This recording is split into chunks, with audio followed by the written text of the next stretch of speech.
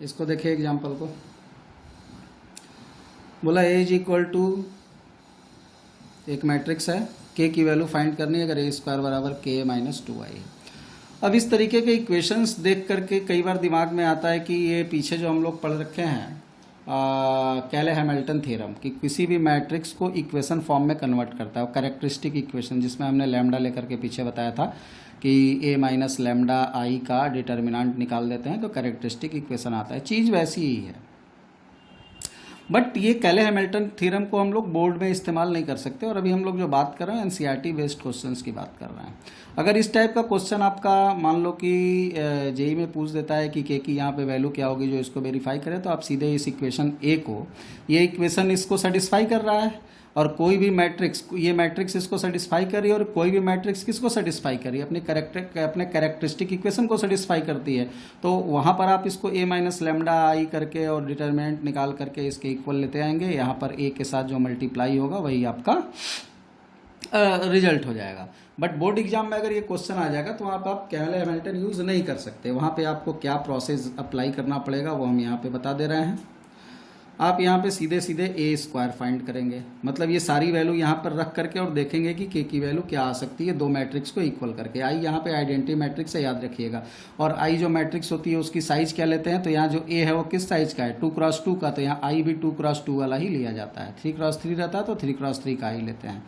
तो यहाँ ए स्क्वायर का मतलब क्या हुआ, ए में ए का मल्टीप्लाई 3 माइनस 2 और 4 माइनस 2, 3 माइनस 2 4 माइनस 2 में 3 माइनस 2 और 4 माइनस 2 का मल्टीप्लाई कर दिया, तो इसके रो का इसके कॉलम में मल्टीप्लाई होगा तो कितना हो जाएगा, ज़रा रिजल्ट बताना। ये हो जाएगा तुम्हारा 3 3 जा 9 और ये हो जाएगा -8, यानी कि वैल्यू कितनी आ जाएगी ए स्क्वायर करने पर, यहाँ पे 1 आ जाएगी, 9 माइनस 8।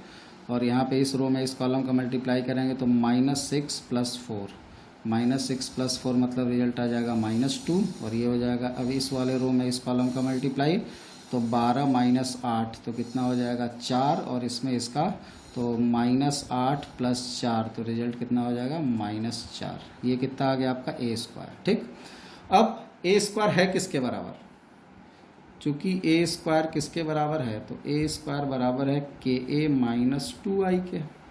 तो के माइनस 2i क्या होगा, के में ए का मल्टीप्लाई यानी 3 - 2 4 -2 माइनस 2i कितना होगा, तो i होता है 1, यहाँ 1 होता है, 2 से मल्टीप्लाई करेंगे तो 2 हो जाएगा, 0 0 यहाँ भी 1 होता है, 2 से मल्टीप्लाई किया तो ये भी 2 हो गया।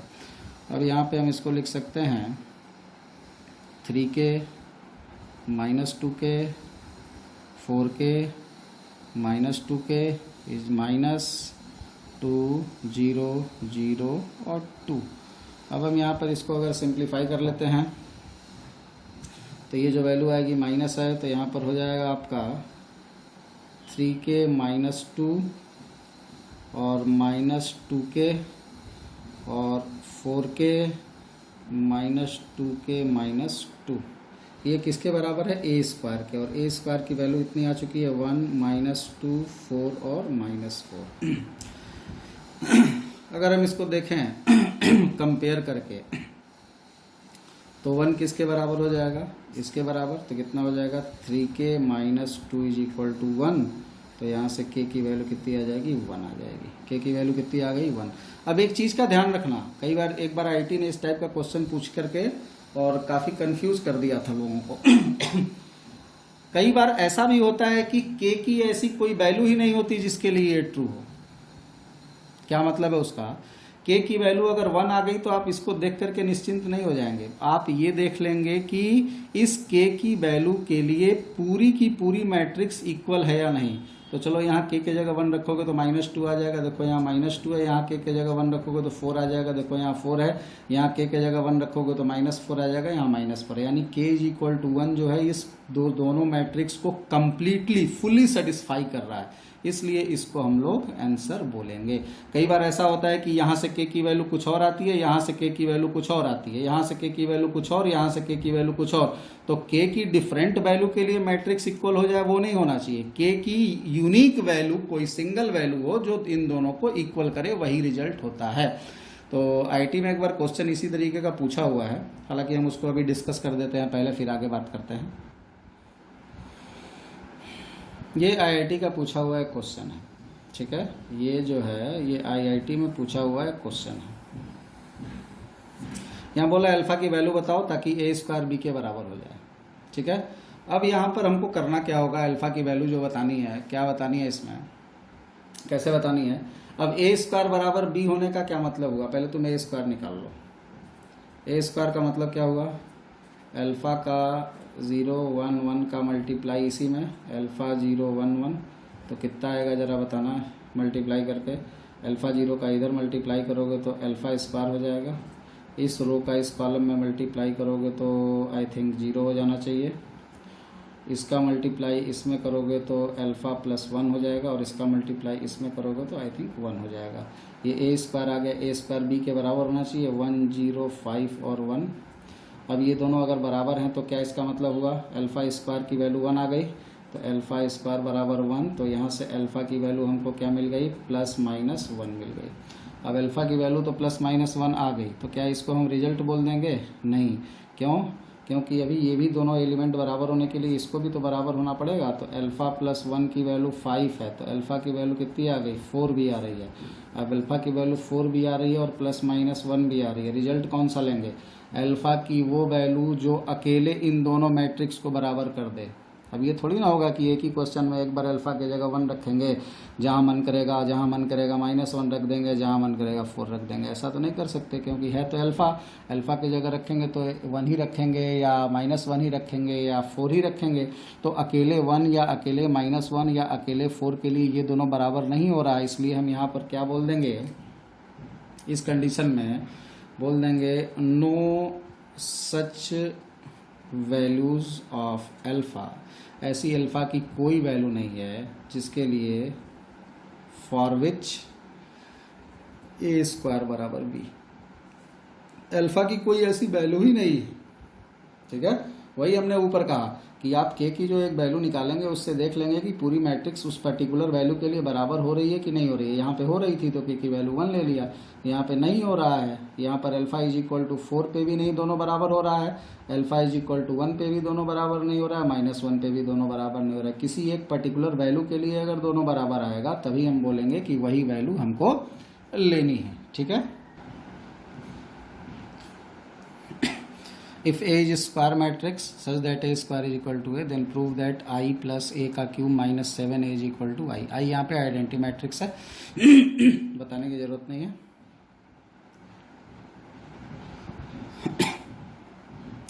ऐसे क्वेश्चंस आपके दोनों के लिए सही हैं, दोनों के लिए इंपॉर्टेंट है। बोर्ड में भी इस तरीके के क्वेश्चंस पूछे जा सकते हैं, और आपके कम्पिटिटिव एग्जाम में जे एडवांस जे मेंस में भी इस तरह के क्वेश्चंस पूछे जा सकते हैं। बस वहाँ प्रूफ दैट की जगह इसकी वैल्यू पूछ देगा, आई ऑप्शन में रहेगा, -i ऑप्शन में रहेगा, ए ऑप्शन में रहेगा, ए स्क्वायर ऑप्शन में रहेगा, नन ऑफ दिस जो भी रहे। तो आपको करना क्या होगा ऐसे क्वेश्चन में, सीधे सीधे आपको ये गिवन है, मतलब ये आप अप्लाई कर सकते हैं, ए स्क्वायर की जगह आप ए रख सकते हैं, ये आपकी कंडीशन दी हुई है। तो इसको प्रूफ करने के लिए सबसे पहले आप एक काम करो, i प्लस ए का होल क्यूब माइनस 7a यानी LHS जो है उसको आप सिंप्लीफाई करो। क्या हो जाएगा, i का क्यूब हो जाएगा, a का क्यूब हो जाएगा, प्लस 3i स्क्वायर a हो जाएगा, प्लस 3ia स्क्वायर होगा और -7a होगा, ठीक है। i क्यूब को तो i ही लिखेंगे, i इंटू आई ही रहेगा। ए क्यूब को हम लोग क्या लिख सकते हैं ज़रा बताना, ए क्यूब को हम लोग ए स्क्वायर इंटू ए लिख सकते हैं, प्लस आई स्क्वायर फिर आई हो जाएगा तो 3ia लिख सकते हैं, ये हो जाएगा 3i, और यहाँ जो ए स्क्वायर है तो यहाँ ए स्क्वायर को क्या लिख सकते हैं, ए, चलो पहले अभी ए स्क्वायर लिखते हैं, एक साथ वैल्यू पुट करेंगे। यहाँ पर ये आई हो गया, ए स्क्वायर की वैल्यू ए हो गई, प्लस आई इंटू ए लिखने की कोई ज़रूरत नहीं, उसको सीधे ए लिख सकते हो, किसी मैट्रिक्स में आई का मल्टीप्लाई होने पे वही वैल्यू होती है। ये भी ए स्क्वायर ए बन जाएगा तो ये 3a हो जाएगा, -7a हो गया। अब यहाँ देखो ये आई हो गया, ये फिर ए स्क्वायर हो गया, ये ए स्क्वायर आ गया तो इसके जगह फिर से हम ए स्क्वायर की जगह ए लिख सकते हैं, तो ये ए हो गया, 3a फिर 3a -7a, तो ये 7a, 3 और 1 ये भी 7 हो गया, तो ये 7a इन तीनों से मिल करके कैंसिल हो जाएगा। रिजल्ट आ गया i किसके बराबर हो गया, RHS के इक्वल हो गया। तो इस तरीके से आप छोटे छोटे क्वेश्चंस को सॉल्व कर सकते हैं। क्वेश्चन एक बार ध्यान से पढ़ लो। ये सिस्टम ऑफ लीनियर इक्वेशन का क्वेश्चन है, वर्ड प्रॉब्लम जिसको आप बोल सकते हो। इसमें आपको समझ में आ रहा होगा, पहले इक्वेशन बनाना है, फिर सॉल्व करना है, और साथ ही साथ यहाँ लिखा हुआ मैट्रिक्स मेथड का यूज़ करना है। तो पहले हम लोग यहाँ पे इक्वेशन बना लेंगे, फिर सॉल्व करेंगे। प्रोडक्ट वगैरह एडजॉइंट वगैरह हम डायरेक्ट लिखते रहेंगे। बाकी आप इसको आराम से करिएगा, एग्ज़ाम में आपको पूरा दिखाना पड़ेगा। तो हम यहाँ पे मान लेंगे सबसे पहले, जैसे बचपन में क्वेश्चन करते थे, let cost of onion, wheat, rice per KG be rupees XYZ respectively. ठीक है, लगातार। अब इक्वेशन बनाना है। 4 kg ओनियन 4x हो जाएगा, 3 kg वीट 3y हो जाएगा, 2 kg राइस 2Z हो जाएगा। इसका टोटल कॉस्ट कितना है? 60 रुपये।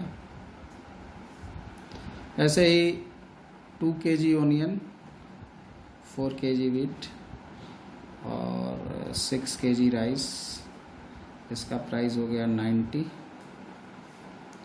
और 6 kg ओनियन, 2 kg वीट और 3 kg आपका राइस, इसका प्राइस हो गया 70। ठीक है। अब इन सबको सॉल्व करना है मैट्रिक्स मेथड से। मैट्रिक्स मेथड से इक्वेशन सॉल्व करने के लिए हमने आपको क्या बताया था कि AXB बना लेते हैं। तो सबसे पहले यहाँ पे क्या करेंगे, A मैट्रिक्स बना लेंगे, कोफिशिएंट लेकर के 4 3 2 2 4 6 और 6 2 3। ये आपका A बन गया। X कैसे बनता है? XYZ। और D ये हो गया B, 60 90 और 70। क्या बोले थे? इसको A मानने को बोले थे, इसको X और इसको B बोले थे।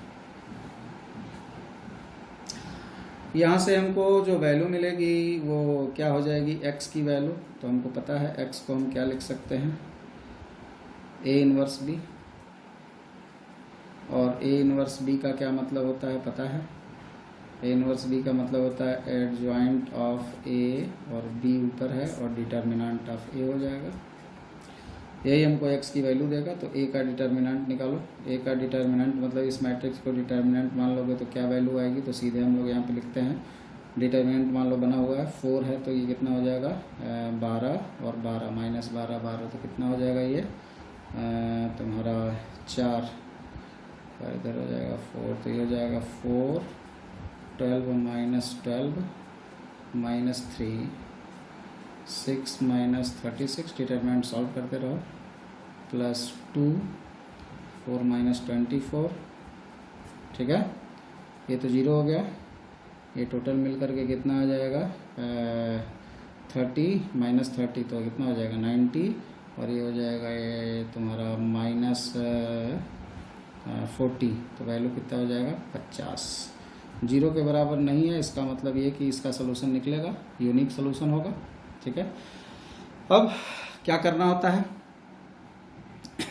A का एडजॉइंट निकालते हैं और A का एडजॉइंट निकाल करके हम लोग उसको डिटर्मिनेंट ऑफ A से डिवाइड करते हैं। अब A का एडजॉइंट निकालते हैं, देखो कैसे निकालते हैं A का एडजॉइंट।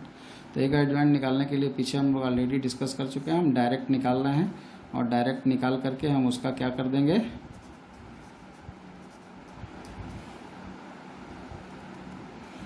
हमने आपको बता रखा है कि आप एडजॉइंट निकालने के लिए माइनर निकालना, माइनर के बाद कोफैक्टर निकालना, कोफैक्टर के बाद ट्रांसपोज कर देना। यानी हम सीधे कोफैक्टर निकालते हैं इस ऑर्डर में, ऐसे, और इसमें लिखेंगे कैसे? ऐसे, तो ट्रांसपोज हो जाएगा। ठीक है। तो अब इस 4 का माइनर कितना हो जाएगा? 4 का माइनर निकालोगे तो हो जाएगा ये 12 माइनस 12 यानी 0। यहाँ पर 3 का माइनर क्या हो जाएगा, 3 का माइनर हो जाएगा, रो कॉलम छोड़ देंगे तो ये 3 2 जा 6 हो जाएगा और ये -36, तो 6 - 36 तो कितना आ जाएगा, 30 आ जाएगा, -30 आ जाएगा और -30 आएगा, लेकिन ये प्लेस नेगेटिव का है तो उसको प्लस बना लेगा तो वैल्यू हो जाएगी 30, लिखेंगे इधर, निकालेंगे इधर। अब इस 2 के लिए निकालेंगे तो क्या हो जाएगा, रो कॉलम छोड़ देंगे तो 4 हो गया और 24 हो गया, 4 और 24, 4 माइनस तो कितना हो जाएगा, -20 हो जाएगा, ये -20 ही रह जाएगा क्योंकि प्लस का प्लेस था। अब इस 2 के लिए निकालेंगे तो इस 2 के लिए वैल्यू रो कॉलम छोड़ देंगे तो ये 9 - 4, 9 - 4 5 होगा और प्लेस नेगेटिव का है तो -5 हो जाएगा। फिर अब इस 4 के लिए रो कॉलम छोड़ देंगे तो ये 12 - 12, ये भी फिर कितना हो जाएगा, 0 हो जाएगा, प्लस माइनस की चिंता नहीं करनी है। फिर इस 6 के लिए निकालेंगे, रो कॉलम छोड़ेंगे तो ये 8 और ये 18, कितनी सीधे वैल्यू हो जाएगी, 10 हो जाएगी, -10 आएगी लेकिन प्लस कर लेंगे।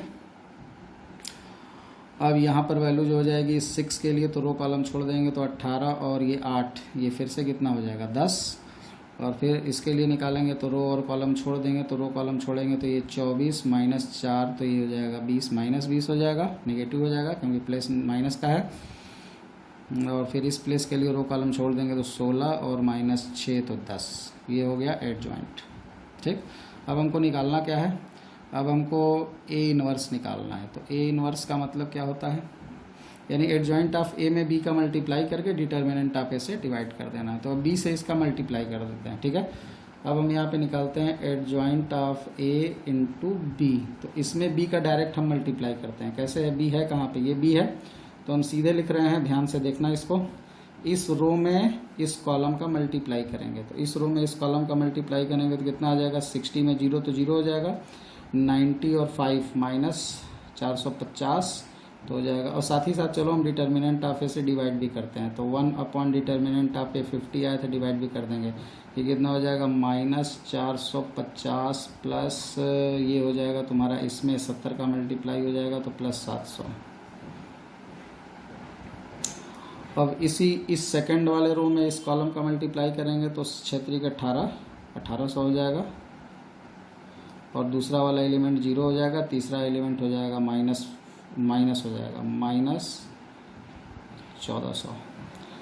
अब इस तीसरे वाले रो में इसका मल्टीप्लाई करेंगे तो कितना हो जाएगा, -1200, 90 में 10 का होगा तो 900 और +700, तो ये टोटल हो कितना जाएगा, 50 से डिवाइड करके लिखेंगे, ये वैल्यू कितनी आएगी, तो ये वैल्यू आएगी तुम्हारी 700 है और 450 है तो 250, और 50 से डिवाइड हो जाएगा तो ये हो जाएगा 5, और यहाँ पे जो वैल्यू आएगी वो 1814 400 ये हो जाएगा 8, और यहाँ भी हो जाएगा 9 और 7, 9 7 16, ये भी 8 हो जाएगा, ये आ गया। ये किसका वैल्यू हो गया, ये x का वैल्यू हो गया, किसका वैल्यू हो गया, ये x का वैल्यू हो गया। x किसको मानते हैं, x y z को, किसके बराबर हो गया, ये बराबर हो गया तुम्हारा 5 8 और 8 के बराबर हो गया।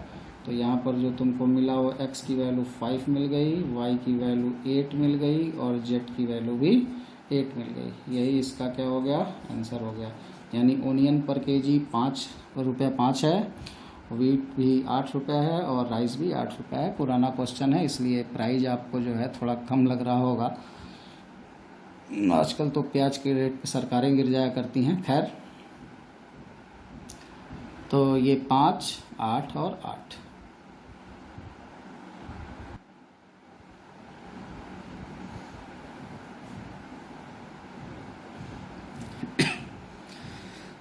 क्वेश्चन पढ़ लिए। मान लो कोई मैट्रिक्स है, उस मैट्रिक्स का एलिमेंट aij इस फॉर्म में लिखा जा सकता है, तो मैट्रिक्स कैसी होगी, सिमेट्रिक, ट्रेंगुलर, स्क्यू सिमेट्रिक, नल, किस टाइप की होगी। तो हम लोग जरा सिमेट्रिक स्क्यू सिमेट्रिक चेक करते हैं, फिर नल देख लेंगे, फिर ट्रेंगुलर देख लेंगे। नल के लिए सारा एलिमेंट 0 होना चाहिए, और सिमेट्रिक स्क्यू सिमेट्रिक आपको पता है ट्रांसपोज बराबर होता है, और स्क्यू सिमेट्रिक में ट्रांसपोज नेगेटिव के बराबर होता है। एलिमेंट की अगर बात करें, चूंकि एलिमेंट दिया हुआ है इसलिए एलिमेंट पॉइंट ऑफ व्यू से बात करते हैं। एलिमेंट पॉइंट ऑफ व्यू से अगर बात करें तो सबकी बात जरा समझ लो ध्यान से, एक क्वेश्चन बाद में करेंगे। अब यहाँ जो हम एग्जाम्पल स्टार्ट किए हैं ये जेई मेंस लेवल का एग्जाम्पल है, तो अब हम मेंस और एडवांस लेवल के क्वेश्चंस पे थोड़ा चर्चा करेंगे। दिया एलिमेंट है तो हम इन चीज़ों को एलिमेंट पॉइंट ऑफ व्यू से ही सोचेंगे। नल मैट्रिक्स के बारे में अगर देखें तो null matrix element point of view से क्या कहता है, एलिमेंट्स आर जीरो, सारा एलिमेंट जीरो हो जाए। स्क्यू सिमेट्रिक क्या कहता है कि एलिमेंट निगेटिव होते हैं एक दूसरे के, A I J is equal to minus A J I, definition पढ़े हुए हैं, पीछे जाके देख सकते हो। ट्रायंगुलर में हम पढ़े हुए हैं कि ट्रायंगुलर का मतलब डायगोनल के नीचे का या ऊपर का एलिमेंट जीरो होना चाहिए। ट्रायंगुलर मैट्रिक्स का मतलब डायगोनल के नीचे या ऊपर, नीचे वाला जीरो है तो अपर ट्रायंगुलर, ऊपर वाला जीरो है तो लोअर ट्रायंगुलर। सिमेट्रिक मैट्रिक्स का मतलब ए आई जे बराबर ए जे आई, मतलब ए आई जे और ए जे आई अगर बराबर हो गया तो सिमेट्रिक है। तो एलिमेंट के हिसाब से हमको चारों की डिफिनीशन पता है। अब हम चेक करते हैं कि एलिमेंट किसको सेटिस्फाई करता है। तो जरा हम ए आई जे क्या लिखा हुआ है देखते हैं। ए आई जे को हम आई प्लस जे और आई माइनस जे लिखा हुआ है, देख सकते हैं। इसको हम लोग अगर लिखना चाहें तो इसको आई प्लस जे और जे माइनस आई लिख सकते हैं।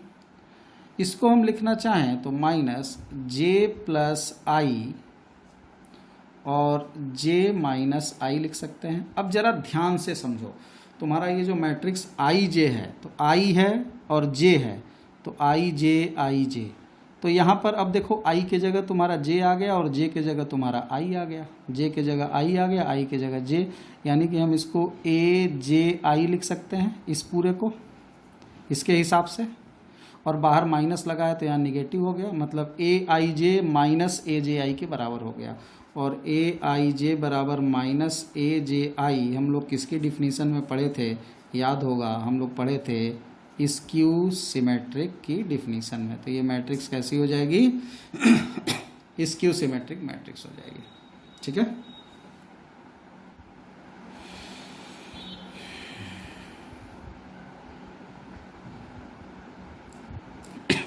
कह रहा है कि ए एक 3x3 की मैट्रिक्स है। कैसी मैट्रिक्स है कि ए का ट्रांसपोज माइनस ए के बराबर है।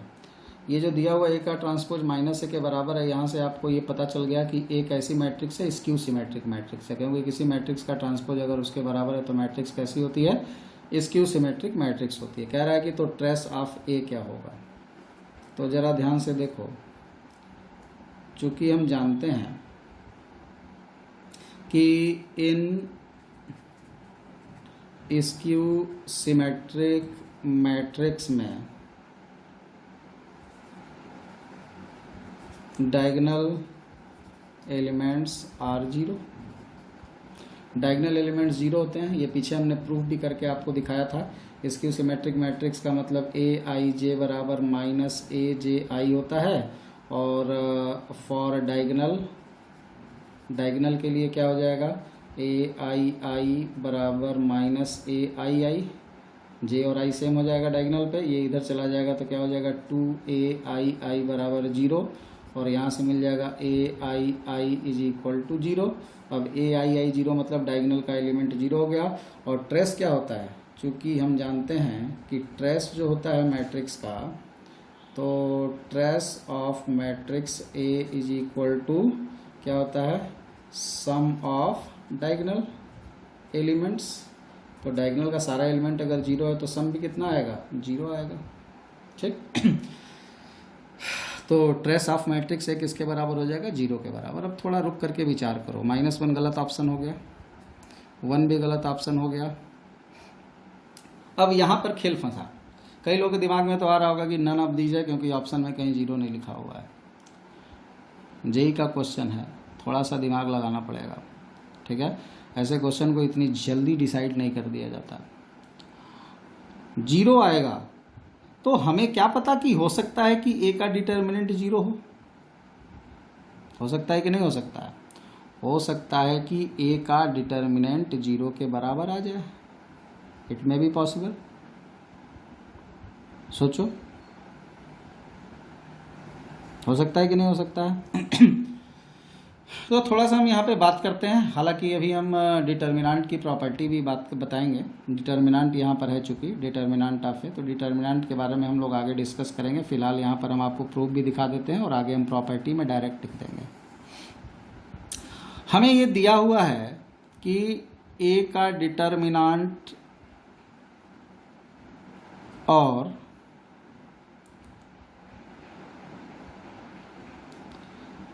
नेगेटिव ऑफ ए ट्रांसपोज का डिटर्मिनेंट बराबर होगा। क्यों भैया? क्योंकि क्वेश्चन में दिया हुआ है कि ए ट्रांसपोज और माइनस ए आपस में बराबर है। एक ही बात है, ए बराबर माइनस ए ट्रांसपोज, चाहे ए ट्रांसपोज बराबर माइनस है, कुछ भी लिखो। तो दोनों मैट्रिक्स अगर बराबर है तो दोनों का डिटर्मिनेंट भी क्या होगा? बराबर होगा। ठीक है, तो किसी भी मैट्रिक्स का ट्रांसपोज और डिटर्मिनेंट आपस में क्या होता है? इक्वल होता है। ठीक है, किसी भी मैट्रिक्स का डिटर्मिनेंट और उसके ट्रांसपोज का डिटर्मिनेंट भी आपस में इक्वल होता है। यानी हम इसको चाहें तो डिटर्मिनेंट ऑफ माइनस ए भी लिख सकते हैं।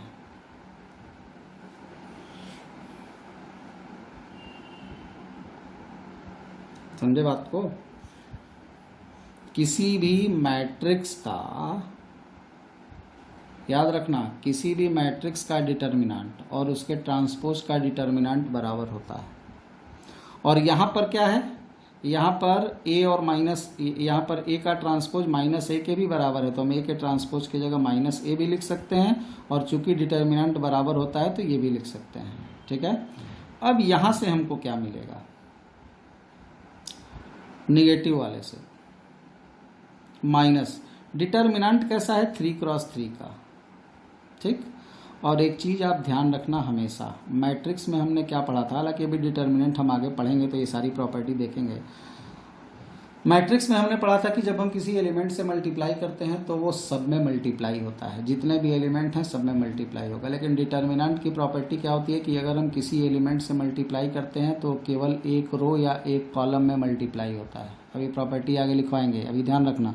किसी भी मैट्रिक्स में अगर हम किसी मैट्रिक्स में किसी स्केलर नंबर से मल्टीप्लाई करेंगे तो हर एलिमेंट में होगा, और डिटर्मिनेंट में अगर हम किसी एलिमेंट से मल्टीप्लाई करेंगे तो केवल एक रो या केवल एक कॉलम में मल्टीप्लाई होता है। तो जब हम कॉमन लेंगे तो कॉमन कैसा मिलेगा? एक रो या एक कॉलम से कॉमन मिलेगा। जब मल्टीप्लाई करने पर एक ही में जा रहा है तो कॉमन भी तो एक ही से मिलेगा। तो इस माइनस को अगर कॉमन लें, और 3x3 का ये मैट्रिक्स है, तो एक रो से माइनस कॉमन ले लो, दूसरे वाले रो से भी एक माइनस कॉमन ले लो, और तीसरे वाले से भी माइनस कॉमन ले लो, तो -1 का क्यूब हो जाएगा, और ये क्या बचेगा? डिटर्मिनेंट ऑफ ए। इसको क्या लिख सकते हैं? माइनस डिटर्मिनेंट ऑफ ए। तो डिटर्मिनेंट ऑफ ए और माइनस डिटर्मिनेंट ऑफ ए बराबर हो गया, तो ये जब इधर आएगा तो क्या हो जाएगा? 2 डिटर्मिनेंट ऑफ ए 0 हो जाएगा, और यहाँ से हमको डिटर्मिनेंट ऑफ ए की वैल्यू 0 मिल जाएगी। यानी डिटर्मिनेंट ऑफ ए की वैल्यू 0 होती है, यानी ये 0 ही लिखा हुआ है, तो यही हमारा करेक्ट ऑप्शन हो जाएगा। नन ऑफ दिस पे हम नहीं जाएंगे। और वैसे भी आप आगे के लिए एक प्रॉपर्टी रिमार्क के तौर पे यहाँ पे नोट कर लो, हालांकि हम प्रॉपर्टी में लिखवाएंगे, फिलहाल यहाँ पे लिख लो, the determinant of odd order skew symmetric matrix will be 0। हमेशा के लिए ध्यान रखना किसी भी ऑड ऑर्डर का स्क्यू सिमेट्रिक मैट्रिक्स जो होगा, ये सारी बातें अभी आपको डिटर्मिनेंट में और क्लियर समझ में आ जाएंगी, क्योंकि क्वेश्चन यहाँ पे आ गया था तो हमने यहाँ इसको अलग से आपको डिस्कस कर दिया कि बाद में बताएंगे वाला कॉन्सेप्ट खत्म कर दिया। और ये प्रॉपर्टी आप हमेशा याद रखना कॉम्पिटिटिव एग्जाम के लिए। ठीक है, किसी भी मैट्रिक्स का, कैसी मैट्रिक्स हो? स्क्यू सिमेट्रिक मैट्रिक्स हो, उसका डिटर्मिनेंट 0 होता है। कब? जब उसका ऑर्डर ऑड होता है। बोलोगे ऑड ऑर्डर का क्या मतलब हुआ? तो साइज क्या है इसका? 3, ऑर्डर 3 है, 3x3 साइज है, मतलब ऑर्डर 3 है। हमने बताया था ऑर्डर, स्क्वायर मैट्रिक्स में ऑर्डर एक ही बोल देते हैं, तो ऑर्डर 3 है। ऑर्डर 3 का मतलब ऑड ऑर्डर है, 3 ऑड नंबर होता है तो ऑड ऑर्डर है। तो किसी भी ऑड ऑर्डर मैट्रिक्स का अगर वो स्क्यू सिमेट्रिक मैट्रिक्स है तो उसका डिटर्मिनेंट कितना होता है? 0। Odd order skew symmetric matrices का डिटर्मिनेंट हमेशा 0 होता है, इस चीज़ को दिमाग में रखिएगा। ठीक है।